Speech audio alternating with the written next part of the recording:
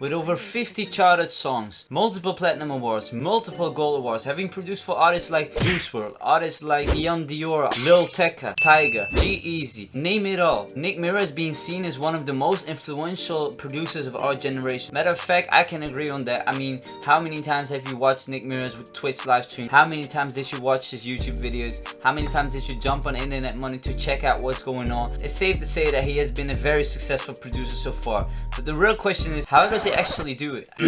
How does he keep scoring hit after hit? In this video, I'll be showing you guys exactly how I made a Nick Mira type loop. It's this loop.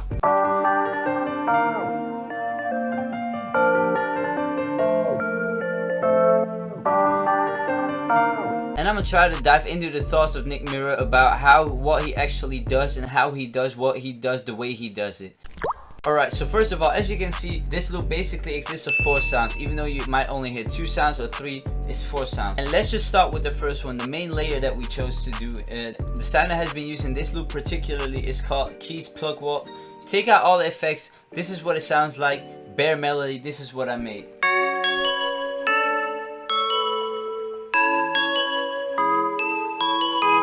Very simple. I mean, there's a couple of kind of melodies, and the thing, basically just pay attention to velocity, change the velocity. So take a look at this right here. I made adjustments in the velocity because otherwise it would sound like this, and you don't want that. So basically just make changes in the velocity so it gets a bit of a more natural feeling. That's the first thing I want to give you guys. Make changes in velocity, always keep that in note because it changes so much about a certain melody or chord progression. Obviously it did not end up like this, so let's get to the effects. The first effect is halftime. Halftime, it basically halves the whole melody. So add halftime to it, 1/4, and then you get this.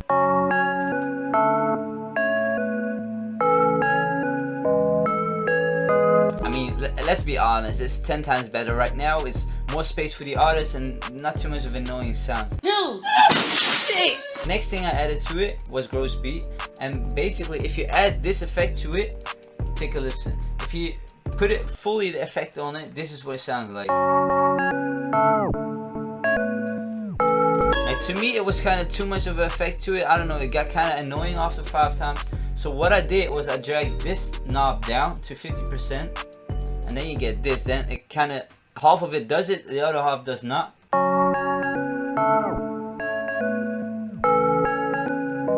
I mean, come on. It's better like this. Okay. Those are the first 2 effects that I added to the main melody. Now the third one is basically just Fab Filter, and that's basically just cut out the low ends and basically clean it up a bit how I wanted to. And this is what you get. When I was making this loop, I was really aiming for that Nick Mira kind of vibe, but the thing about it is keep it simple. I mean, lucid dreams. I still see your shadows in my room. Can't take back the love that I gave you. Or Bandit or all that other stuff. I mean, the core of it, it's kept very simple. It doesn't have too much counter melodies. It doesn't have too much annoying sounds or special effects to it. He usually keeps it very simple.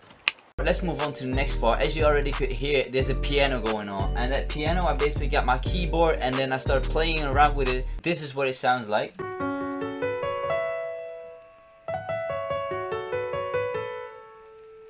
You can see the notes are very long. That's because otherwise it'll sound like this. You don't want none of that, so just drag the notes longer if you want to play around with it. And once again, the velocity, you can take a look at it. The effects on the piano, they were very simple. A reverb, basically just to give it a bit more reverb, spacey vibes. I added Fab Filter to it, obviously. Just a little bit of detail once again. If you add the 2 sounds together, this is what it sounds like.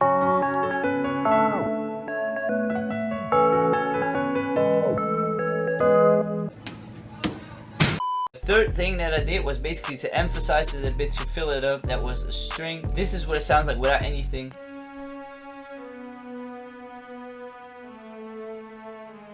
The effects that I added to it, first of all, is isotope vinyl. Give it a bit of detune. The next thing I did was I added gross beat to it. It's basically just use the flange, the flank, the flanger, whatever you're trying to call it, and then add all the effects to it. This is what you get with the strings.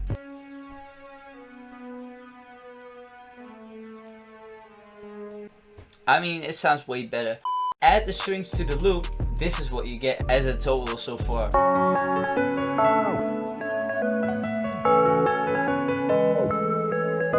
When you're making loops and you don't like how the loop sounds but you like the melody, it's very important that you keep in mind the sound selection is one of the most important things. So don't quit on your loop too soon. Like, if you have a loop and you like it but it's not 100% sure, go through the sounds. And let's move to the last part, because basically we're almost finished. Vocal is basically just a vocal I got from a random pack.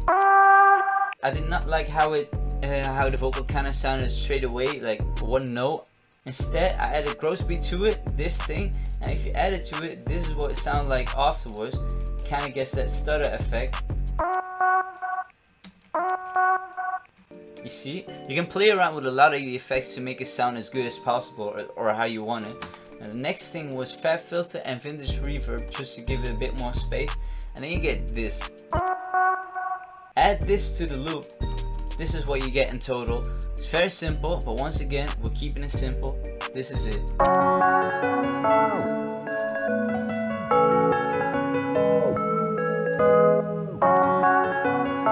This is not how the final loop sounded like, so what I like to do a lot, and I'll explain to you guys in a second, I took the loop and I basically just pitched it up 100 cents. That's basically just because it makes it feel more like a sample kind of stuff. It stretches it out a bit, and in my opinion, it sounds better.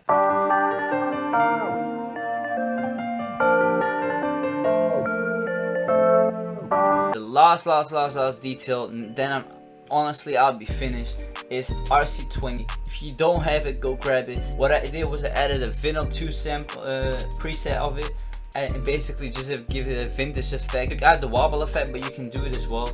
So if you want to, for example, take the wobble effect,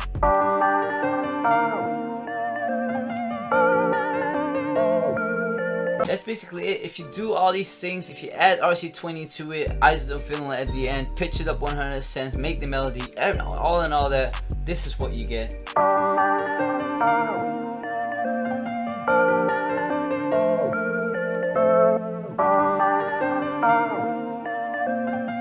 That's basically it. That's basically how I made this loop. How you guys can make your own loops at home. Same kind of thing. If you need any help with anything, just comment right down below what you need or what you want. I can answer you. You can DM me on Instagram. I can help all of you guys if you want to. Now that's it for today. Definitely don't forget to leave a like, and I'll probably see you guys in the next video very soon. Stay tuned and stay safe. He kept the whole, but stay tuned in a couple. Definitely don't forget to make. That's it for today. I'll see you guys in the next video, and don't forget.